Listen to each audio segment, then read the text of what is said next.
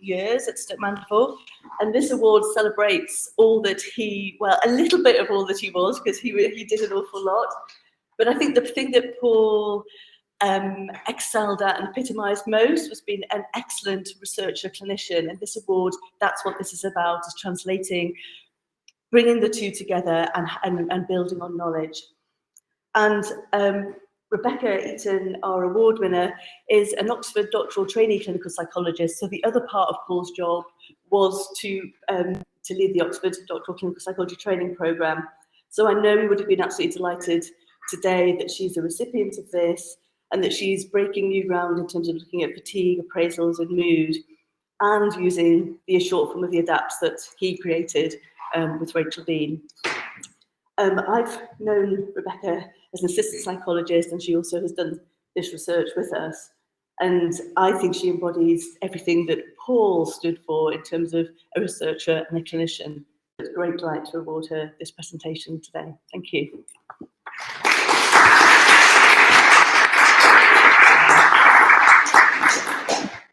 Thank you very much. If anybody knows me, I don't accept praise very well, so I'm very much blushing and sweating.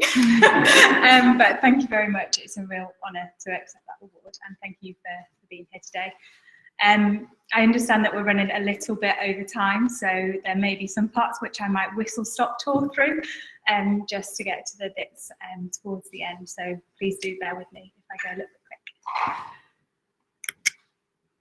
So just before we start, this research is part of my thesis for my doctorate, but I'd just like to give thanks to the participants that took part in the research. It definitely couldn't have happened without them, and I know that they stuck with it at certain points, because again, working with a fatigue group of people can be really difficult to get them to fill out some questionnaires and do interviews, which I'll go on to talk about. And a big thanks to Jane and Kevin, who supported the research. And a huge thank you to Jason, who has lived experience of a spinal cord injury and has shaped the project to be what it is today. So really impressive work. And then a nod to the Oxford training course as well, my supervisors, research supervisors there. So as I said, a little bit of an overview, a little bit of a run through about the research that I'm doing, and then come on to kind of the clinical implications and what that means in kind of clinical practice as well. So I'm very fortunate to be going last today, and there's been so many incredible presentations before that have spoken through some of these points, which is really helpful for me not having to explain them. So thinking about appraisals, we know that appraisals, so the way somebody thinks about their spinal cord injury, affects well-being and longevity, over and above kind of injury characteristics, so kind of really central to the tenets of well-being. And that's in lots of different models of spinal adjustment models, so including the SkyArm model, or including Jane and Paul's model as well. Fatigue has been really well studied by some familiar faces within the room and online as well. So fatigue is a part of the community. It is within the spinal population, it's within acute rehab and out in the community as well. And how we've defined fatigue for this project is a state of excessive chronic tiredness and a pervasive feeling of exhaustion. Fatigue within the literature has been linked really, really closely with depression. So there's quite a strong interlink between fatigue and depression. And one of the underlying mechanisms for that is something that we would call perseverative cognition, which is between kind of a worry and rumination about a stressor. So kind of cognitive processes are underlying depression and fatigue at the same time. And then finally, the importance of fatigue to study is that it causes a lot of functional impairment, and it has a lot of impact on rehabilitation. So these are the key areas that kind of came together to think about the aims of the project. So the aim of the project was to explore the impact of fatigue on appraisals following a spinal cord injury, and to understand from a first-person perspective the experience of fatigue. So to really explore the interlink between fatigue and appraisals, which to my knowledge hasn't been done within the spinal cord injury population, but has been done within other chronic health conditions, and then to kind of really deep down into kind of from a first person's perspective about what that means to feel fatigued within this population. So that led us to some research questions. So the first two research questions are quantitative, and the final research question is qualitative.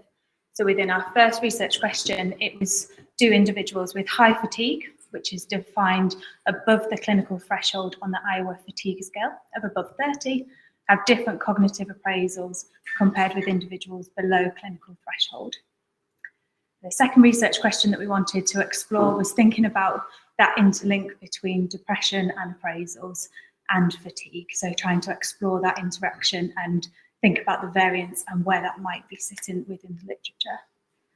And then the third question is again thinking, which was a qualitative part of our project, which was thinking about how individuals feel fatigue and how do they experience it. So thinking about our design and procedure, so it was a between groups mixed methods design. And as I mentioned before, Jason Gunn, who is an individual with experience of spinal cord injury, worked really collaboratively on the project, and actually we worked really closely together for him to develop some of the interview questions and to also think about when we should be administering kind of the measures. So it was decided that between 4 and 8 weeks of rehabilitation, that's when it should be kind of put into place. So for the participants, so part of the research was the participants to complete 3 questionnaires. So the Iowa fatigue scale, which then would lead us to think about who would be scoring in the high fatigue group and who would score within the low fatigue group. The long form of the ADAPS, which has 6 subscales, so 3 threat appraisals and 3 resilience appraisals. And then the Centre for Epidemiological Studies for Depression scale, which is a symptom of depression rather than a diagnostic depression scale. And then, as I said, individuals scoring 30 or more were then invited back to take part in the interviews, to take part in the second part of the study. So the sample, so based on a priori power analysis, we wanted to get 20 within each of the groups. So we actually ended up having 18 people within the high fatigue range and 22 people in the low fatigue range. Kind of in accordance with the population at the NSIC, it was majority male participants who were white British. And we asked individuals to kind of self-report their gender identity and self-report their ethnicity as well. Within the sample, so falls, domestic falls was our highest percentage, around 70% were domestic falls, and the highest frequency of injury was paraplegic complete. These are just the means and standard deviations for all of the scales. I won't go into too much detail of this slide just because I'll come on to speak in more detail about them in the future. I suppose one of the things to just really highlight on this slide that there was a significant difference between the high and low fatigue group on depression. And there's other significance as well, but I'll go into them in more detail. So for our first hypothesis, which was looking at the negative appraisals and fatigue, so we've got along the bottom, there's the 3 subscales of negative appraisals, and then the blue line, which is at the top, is the high fatigue group, and the low line at the bottom is the low fatigue group. So there was a main effect for this group, so which means that those in the high fatigue group were endorsing more threat appraisals than compared with those in the low fatigue group, and that was significant across all 3 subtests. For resilience appraisals, there's some slight differences. So in this, the ANOVA, there wasn't a main effect, but there was an interaction effect, which is you can see by the lines crossing there. So again, the blue line is the high fatigue group, and the green line is the low fatigue group. So by this, it means that there's some slight differences. So in terms of determined resolve, which is the first positive appraisal subscale, the individuals in the high fatigue group were endorsing more signs of determined resolve. So they had more kind of higher understanding of that compared to the lower group, and that difference was significant. For growth and resilience, both groups, there was a non-significant difference between them, and they were both scoring within the same for that subscale. And then for personal agency, the relationship then switched. So it was individuals in the high fatigue group that were less likely to endorse a sense of personal agency. So kind of thinking that I have the resources to cope.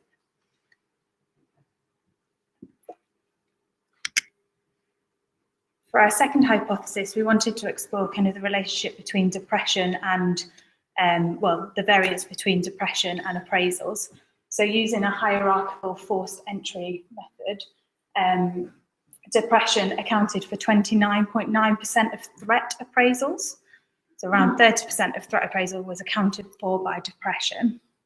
When fatigue was entered at stage 2, that accounted for an extra 16.6%, which means that there is something happening for fatigue that isn't accounted for by depression. And together they accounted for 46.5% of the variance, which is nearly half, which kind of thinks about that there might be other things that are happening that could account for that variance as well within the model. Resilience appraisals was not significant for accounting for by depression or fatigue. So thinking of the qualitative aspect, which is to try and understand what fatigue feels like within this population, reflexive thematic analysis. So the blue circles are the 3 themes that we found, and then the ones coming out of the others are the sub-themes as part of that. So theme 1 was meaning and perception of fatigue.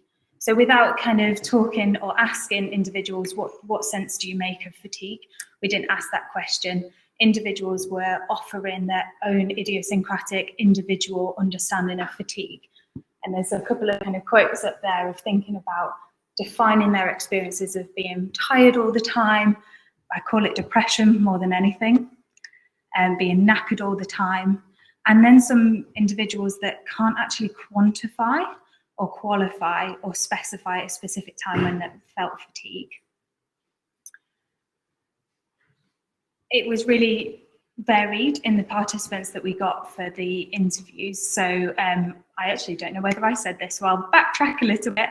But there was 5 participants that actually opted in to have the interview. So quite a significant number of people didn't opt in. The number 1 reason being they were too tired to take part, which makes a lot of sense within this population.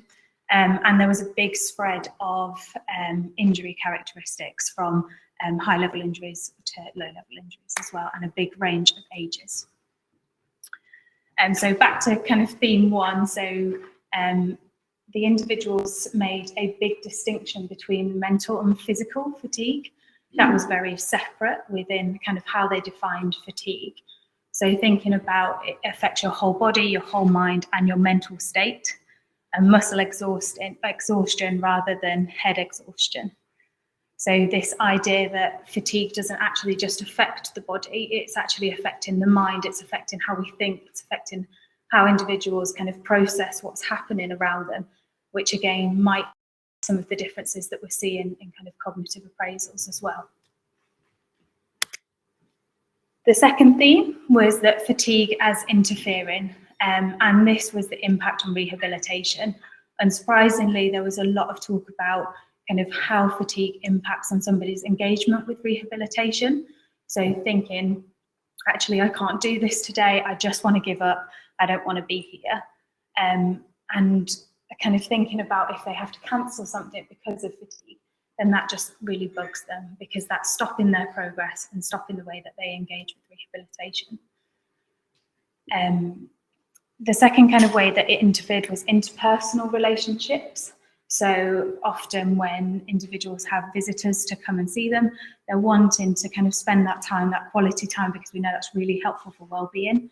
So thinking about, for somebody who's experiencing fatigue, is also can't engage with them conversations at the end of a really hard rehabilitation day, and actually that really affecting their interpersonal relationships and impacting on that. The third way that it interfered was the impact on mood, which again, given the kind of context that we're kind of talking about, a lot of the mood was kind of low mood. So thinking about kind of it's too hard to do things, I'm really struggling to do things, it's really affecting the way that I think and I interact with other people around me. And that was having quite a profound effect on depression or low mood. And there was, within the kind of interviews and the context of the interviews, it wasn't talked about in terms of anxiety as well. It was specifically kind of low mood.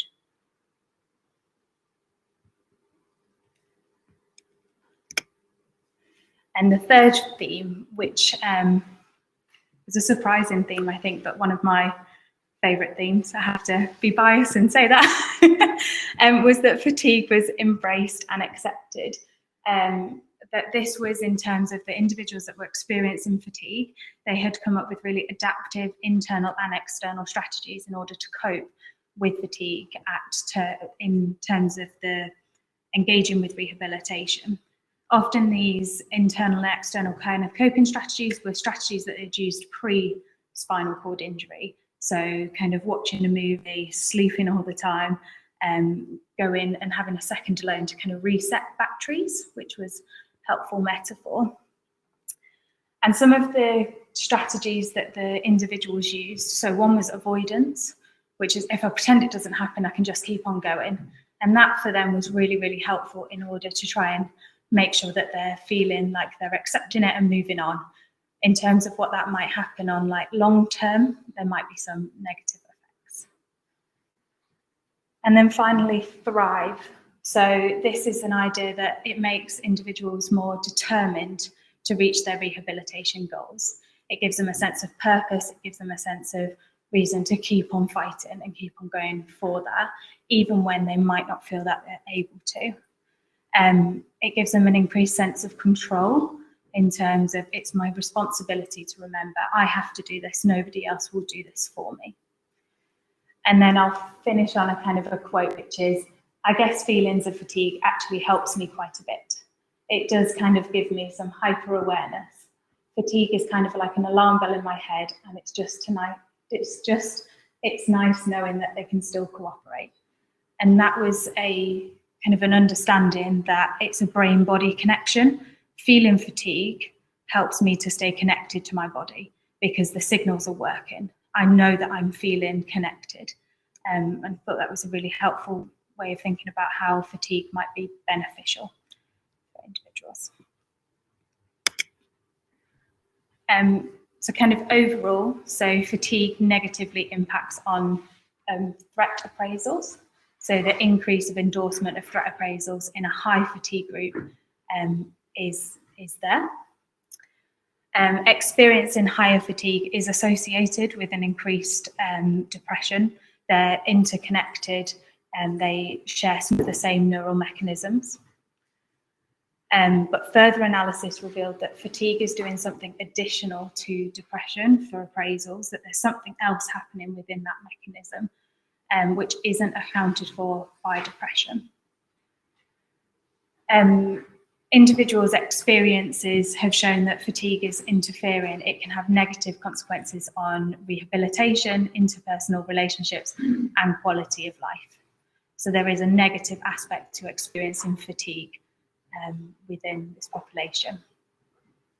However, if it's embraced and accepted, it can act as a motivation and a determination and can drive individuals towards kind of reaching their rehabilitation goals.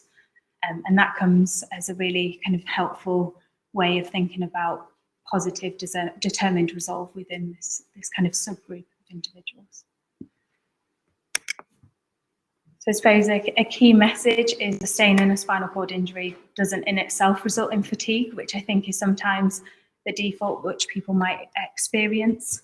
But those experiencing fatigue can have additional impact on their threat appraisals, which can contribute to kind of difficulties with mood, with well-being, with longevity, and can be co-linked with kind of threat appraisals as well.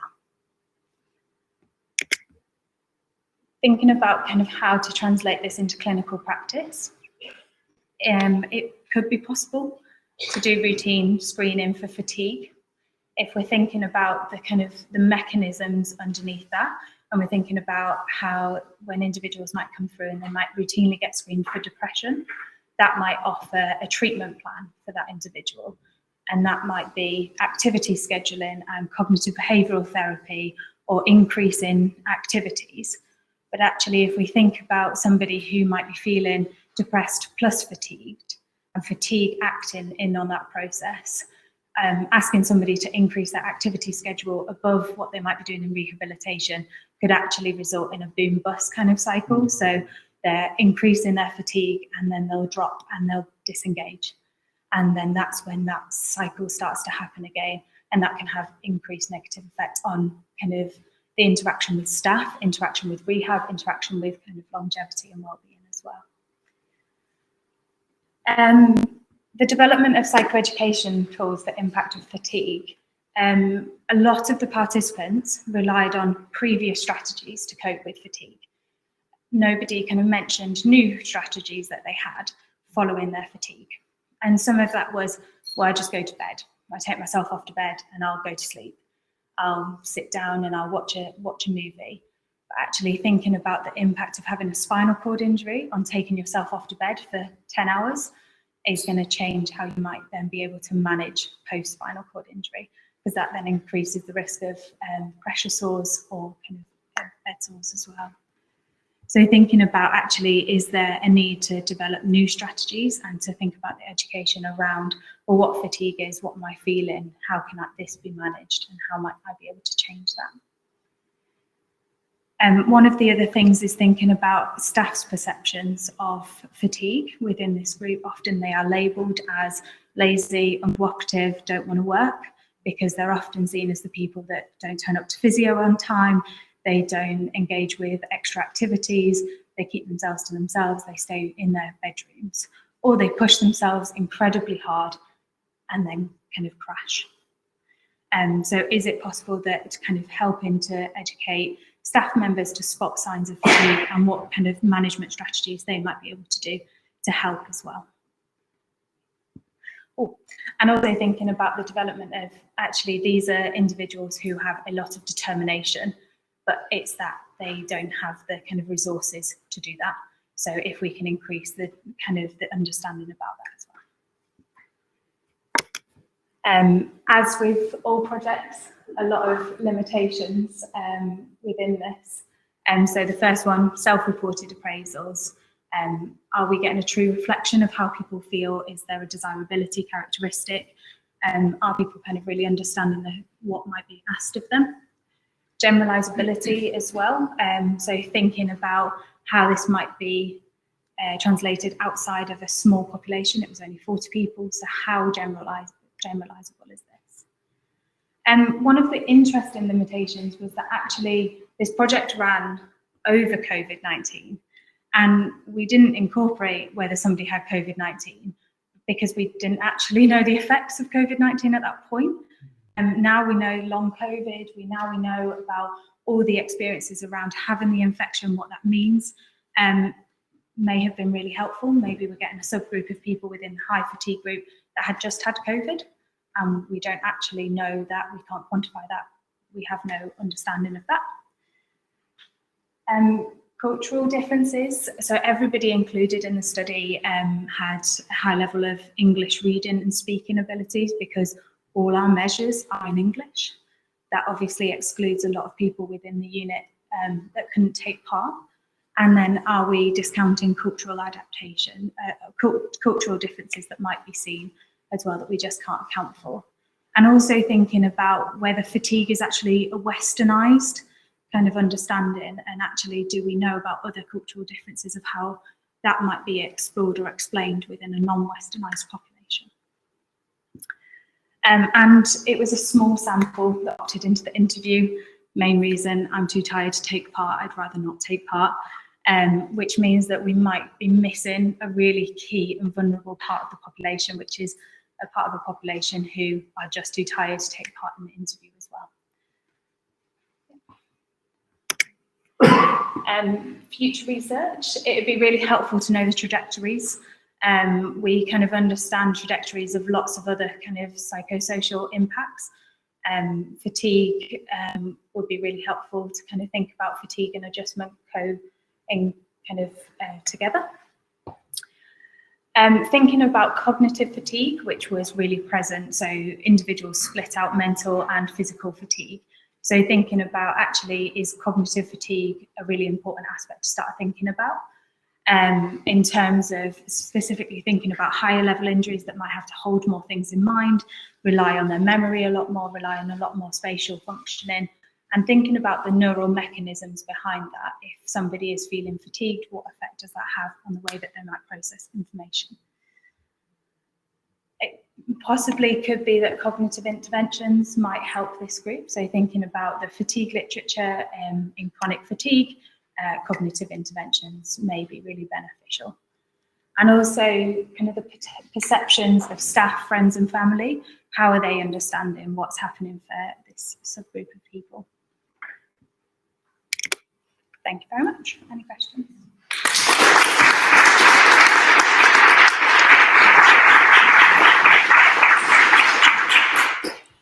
Thank you, Rebecca. And Rebecca's just submitted her dissertation and has her Viva in July. So any questions submitted, that is good preparation for her Viva. Thank you. I'd like to ask, in this research, you also looked at patients with spinal cord injury that because of cancer. In combination with that, I see it regularly now. Those patients have problems in energizing process because of they also have to go for the therapy during the rehabilitation process. Thank you. That's a good. Does this research fit with that? Thank you. So the question is whether, in terms of Rebecca's population, whether there's anybody with metastatic cancer-related spinal cord injury, and how this research could inform some of the fatigue associated with cancer, as well as spinal cord injury. Thank you. There was nobody within the sample that was doing kind of dual treatment.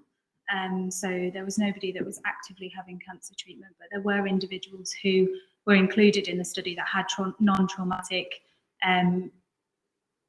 cancer-related spinal cord injuries, or spinal cord injuries from having cancer. So they are included in the study in the population, but not as a dual treatment.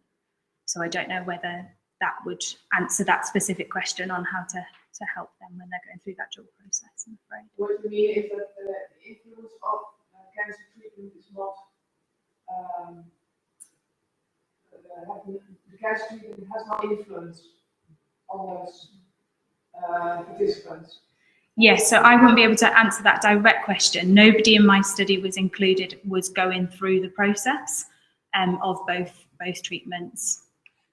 So in the UK, it's actually very difficult, unfortunately, for people with metastatic spinal cord injury to get into spinal injury centres, and often they're treated in cancer treatment centres and have very little spinal cord injury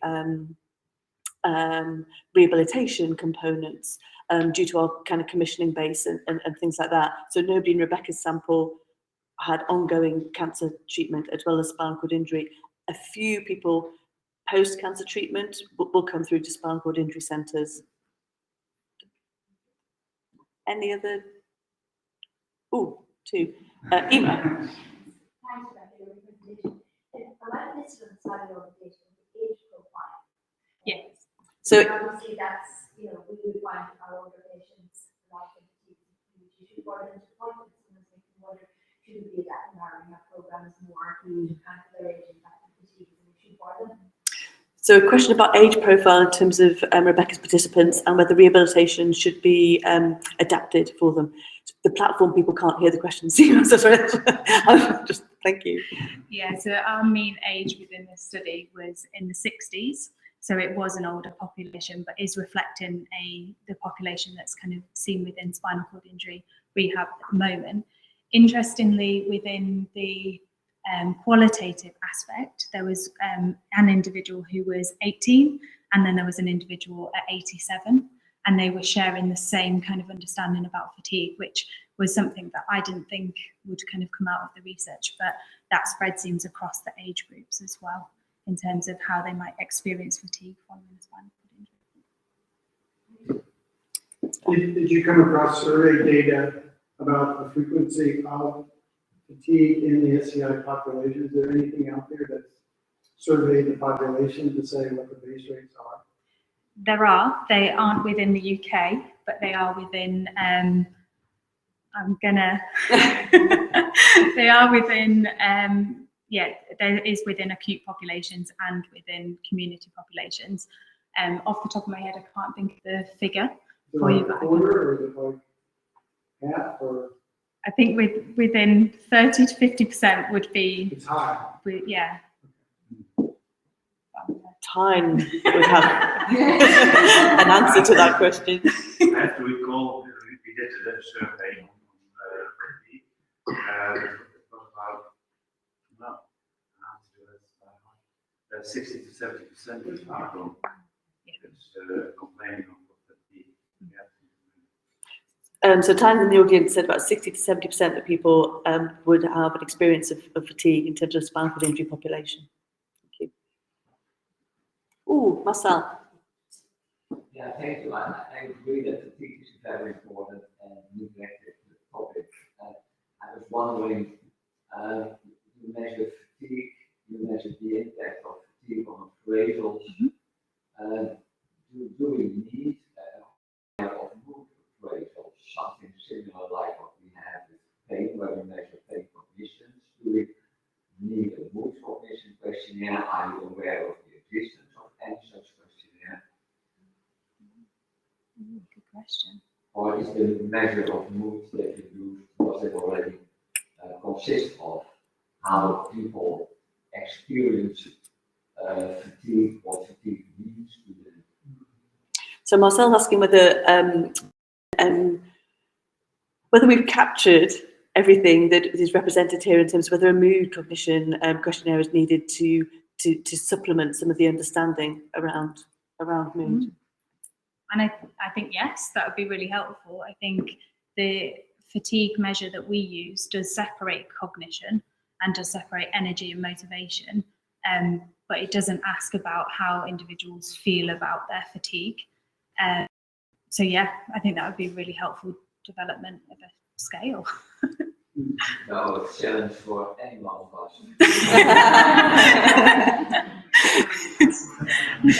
The challenge is there.